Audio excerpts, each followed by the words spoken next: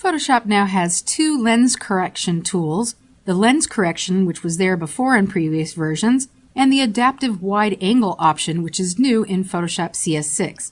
Both of them deal with correcting lens distortion within an image, and it's especially noticeable when you're dealing with tall objects like buildings and poles that appear to be going off at an angle rather than standing straight upright. So we'll look at lens correction first. It's in the filter menu, and all you do is select it and a dialog box comes open.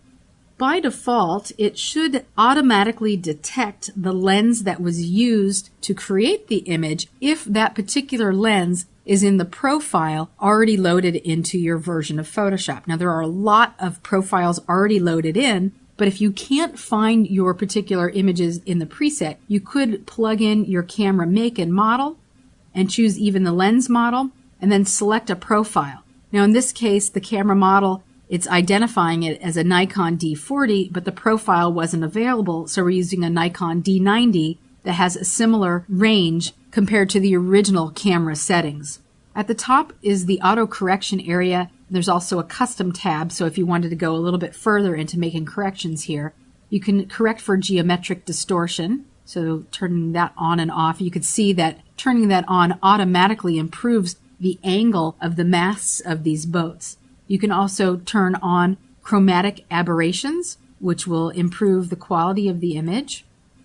Vignette, you can increase or decrease a vignette, so you can add it if it's there or subtract it if you want to subtract it. And so you can make it darker, make it lighter, add it or subtract it.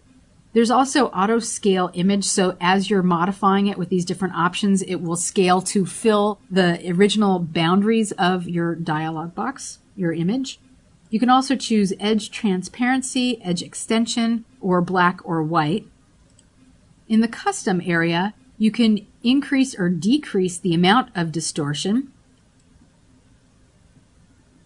And this is going to really determine how straight those poles are going to stand from the boats. I'm just going to put it back on 0. You can also adjust red, cyan, green, magenta, blue, and yellow fringe. I'm not going to play around with those because I think the color is pretty good. Here's your vignette. You can lighten around the outer edges or darken, as I mentioned before. So maybe you really want to put the focus on the boat in the center and not really on the surrounding edges. And then you could also adjust the midpoint. Just get these guys back to 0 using my keyboard. And then you can also transform the vertical or horizontal perspective for your image. So if we wanted to adjust that out or in, we could certainly do that. And even adjust the angle of the image.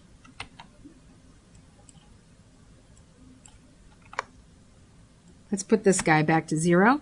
And when you have everything the way you like it, you'll click OK. Now this correction, there's the before, there's the after. This is also a destructive edit, so you'd probably want to make a duplicate copy before you make any changes. Now the adaptive wide angle really works best if you've shot with a wide angle lens or even a fisheye with severe distortion on an image. This image was shot with a sort of a wide angle lens, not completely, but you are seeing a little bit of distortion happening here around the front. So there is a little bit of a fisheye happening in this wide angle scene. To adjust it, select the layer that you want to modify, go to the filter menu, choose adaptive wide angle, and again it's in a dialog box. Now here is where you can adjust the angle of the distortion and have Photoshop auto-correct for you. Before I show you some of these little tools up here, I want to show that you can modify the scale so you can bring it in and out. You can modify the focal length. Decreasing it makes it more fisheye. Increasing it tends to straighten it out a little bit, but you can only go so far depending on the original image. And then there's this crop factor, which would determine where your image gets cropped relative to the adjustments that you've made above. There's also fisheye, so if you had a fisheye lens, you would choose that one. There's auto, and then there's full spherical.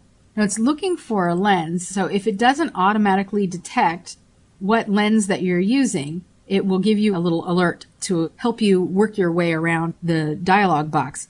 It's not perfect, but in this case it is detecting the Nikon D40 that was used to shoot this image.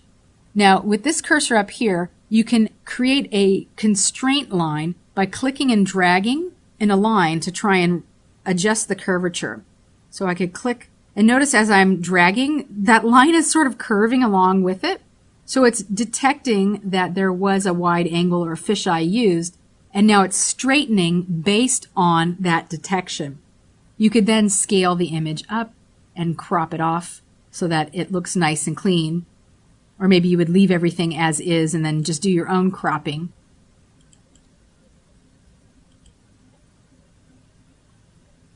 And when you have it the way you like it, just click OK. Again, this is a destructive edit, so you would probably only want to make the change on your duplicate copy of your image and not on the original. So here's another example of before, a bunch of people at a concert, and here it is after. We've just adjusted it down so that there's no curvature happening towards the bottom of the screen. Everything is nice and clean.